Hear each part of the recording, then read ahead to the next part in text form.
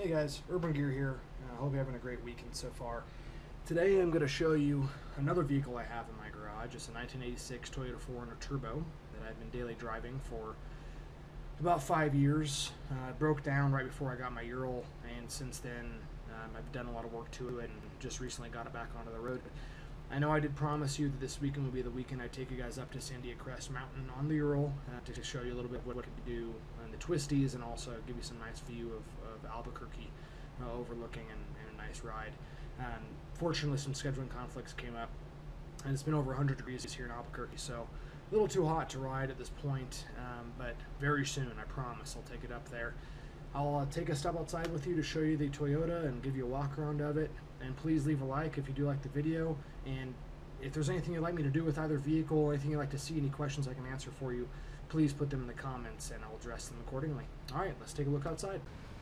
Okay, this is my 1986 Toyota 4Runner Turbo. I've had this vehicle since 2011. Visually, what I've done to it since I've had it, soft topper from Soft Topper in Boulder, Colorado.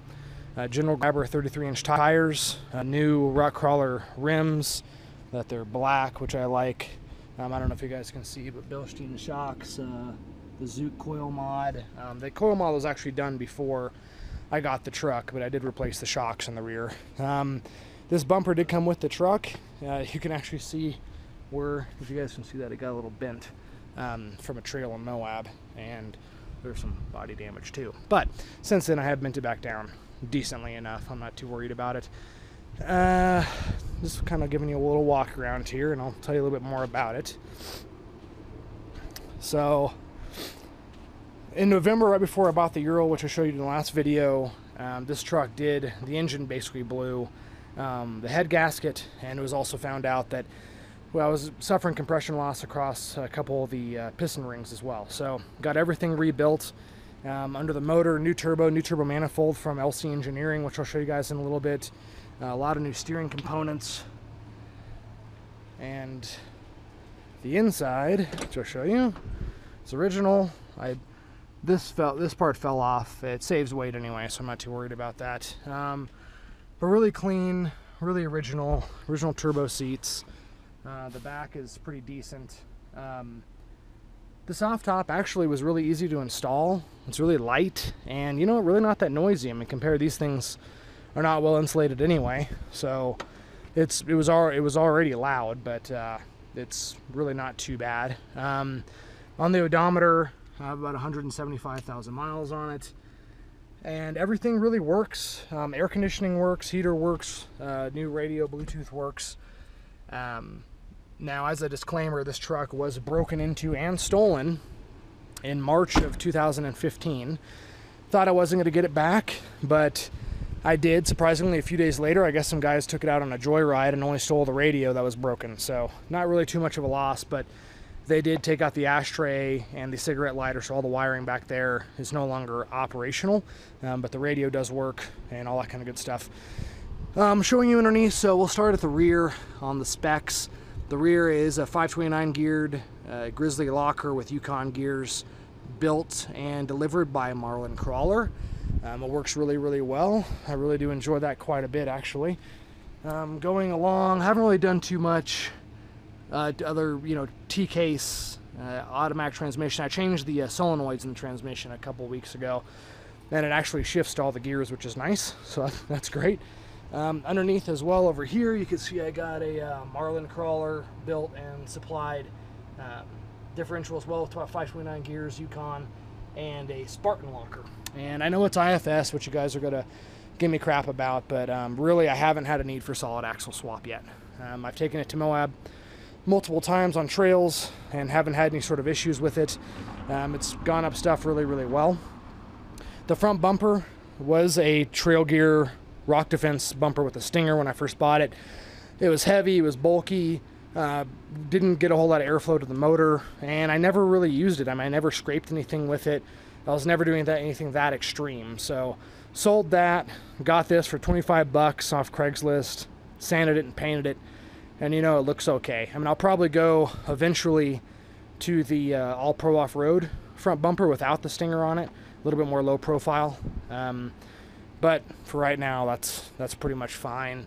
The paint was done by the previous owner, but as you can see, it's really starting to kind of chip away, fade, especially on the fenders. So that's not really a priority for me right now. I mean, I do use this thing quite a bit, but I'm not really worried about the paint. Okay, got the hood up, and it is over 100 here, so I'm pretty sure I burned all the fingerprints off my fingers trying to get the hood off. But got it up. So this is the newly rebuilt turbo EFI motor, and I don't know if you guys can see too amazingly well, but LC Engineering turbo manifold, a new diesel style turbo itself, and some custom welding work done on the exhaust down there. Rebuilt power steering pump, newer alternator, cap, plugs, wires, pretty much everything is new or replaced. Got a dual row timing chain set on it. New accelerator cable, optimum battery, which you can see is 4 years old, but still works. I mean, I charge it every now and then because I do short trips with it. Had to replace the radiator on it, which unfortunately the turbo radiators are really hard to come across, so I had to have that one custom fabbed with the plumbing in there. Wasn't cheap, and it's already starting to leak part of the core. It's not dripping yet, but it is starting to leak, which is kind of frustrating. So I got a shroud put on, new fan clutch. I don't know if you can see that in there, but that's all pretty recent. This was all this work was done in the last couple of months. So I am really happy the way it turned out. It was kind of a frustration at first. The truck had been sitting on the side of my house for 4 months before I can afford to get it into a shop, and in that time the gas went bad.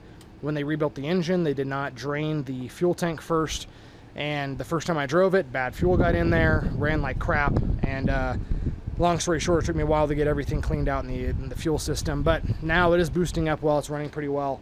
Next thing I'm going to do to it, performance-wise, will be exhaust, just because the catalytic converter is beginning to get a little blocked, and it's only a 2-inch. I want to go to a 2.5-inch or 3-inch exhaust to really let the new turbo breathe. So I'll go ahead and start it up so you guys can hear it a little bit. Let's see here. So it fires right up, thank God. But no real issues. Like I said, everything works on there. Oh, sorry guys. That's going off. Okay. Everything works, and I love the 80s retro electronic kind of stuff. Kind of giving a walk around. It works just fine. Idle's a lot better. Hardly any noise at all. And at the exhaust, like I said, it's really skinny exhaust. So, but it purrs really well. I just want to go to a bigger exhaust, maybe even do a high flow cat, something like that. Make it breathe a little bit better. Anyway, give me some advice what you guys would like to see next, or what you'd like me to do with either of my vehicles, either the Ural or the Toyota. Well guys, thank you so much for watching that video. My name is UrbanGear, and I'm actually sweating right now. I was only outside for a few minutes, but thank you again, and I look forward to making another video for you guys. Take care.